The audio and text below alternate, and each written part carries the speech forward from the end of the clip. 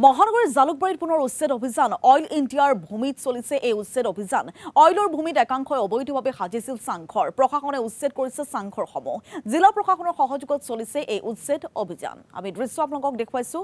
oil ইণ্ডিয়াৰ ভূমিত এয়া উচ্ছেদ অভিযান অব্যাহত আছে মহানগৰীৰ জালুকবাৰীত উচ্ছেদ অভিযান অইল ইণ্ডিয়াৰ ভূমিত চলিছে উচ্ছেদ অইলৰ ভূমিত যিসকল লোকে অবৈধভাৱে চাংঘৰ সাজিছিল তেওঁলোকৰ বিৰুদ্ধে প্ৰশাসনে চলাইছে এয়া উচ্ছেদ অভিযান জিলা প্ৰশাসনৰ সহযোগত চলিছে উচ্ছেদ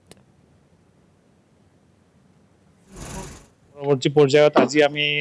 একাধিক্ৰমে চলাই আছো মানে গোটেইখিনি আপোনালোকে জানে গোটেইখিনি আমাৰ জিলা প্ৰশাসনৰ সহযোগত এইখিনি আৰম্ভ হৈছে যোৱা 8 তাৰিখে আমাৰ সময়ৰ নাটনিৰ কাৰণে বাকীখিনি কাম আগবঢ়াব পৰা নাছিলোঁ তো ইয়াত এটা মেজৰ ঘৰ এটা আছিলে যিখিনি আমি সিদিনা এভিকশ্যনত